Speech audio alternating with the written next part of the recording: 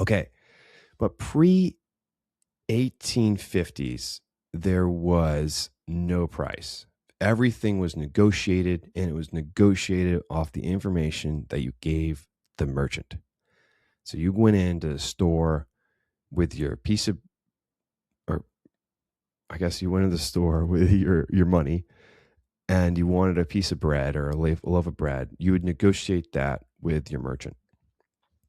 The merchant would look at what you had on, probably try to figure out what you do, the urgency that you need the item to determine the price, and how often you come in, probably.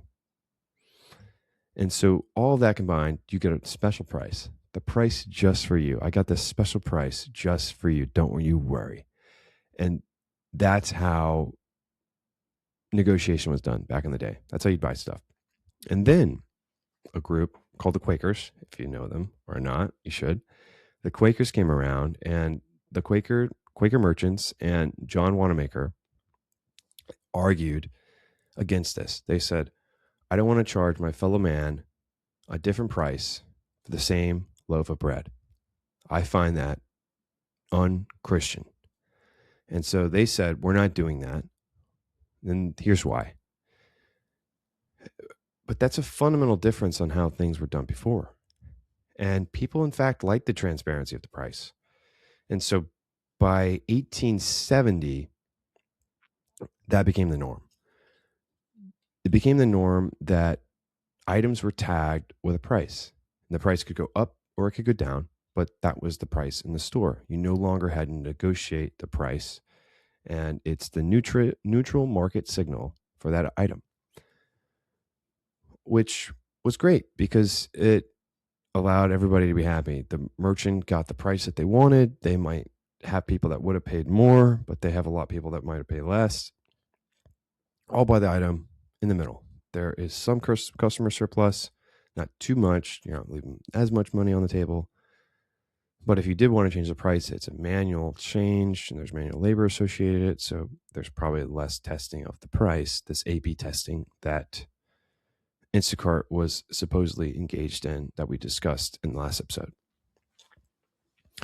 Okay, so we went from this 1850s era where everything was negotiated individually, and the merchant gathered information to provide you with a worthy price that was like, hey, we're not doing that. We think it's unchristian.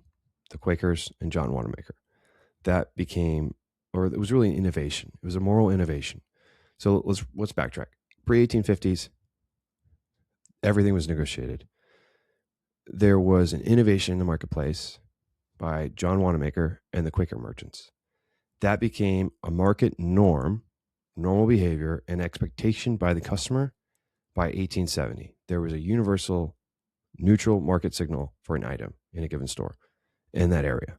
So you would know the price of that shop and this shop. You could compare the price, and you could find the shop that you like the most, either with service or with just plain out price. Okay. Now we're seemingly going back in time. We have this same process going on, but in reverse. So we have this AI reversal. So surveillance pricing is gathering all this information about you, your willingness to buy the item, your affinity with the brand, the urgency of your purchase, your search history, the things you planned on doing, all sorts of stuff. We're just getting started here. And once you combine all that stuff, plug it into the algo, you can find the right price given you use millions of people and millions of data points. You can find the right price. And what happens in that scenario is you are trying to negotiate without knowingly negotiating. And really the definition of negotiation is two willingness, like parties that are willing to do business together. The willingness part is important. So if you have one party negotiating and the other party is unknowingly in a negotiation, that's manipulation. Those are quite different. really, like, you can't have an argument with somebody to try to find a solution if you don't even know you guys are talking. So you just have one person just that's way smarter than you, way more sophisticated, has more resources, is just taking advantage of you, basically. That is surveillance pricing in a nutshell.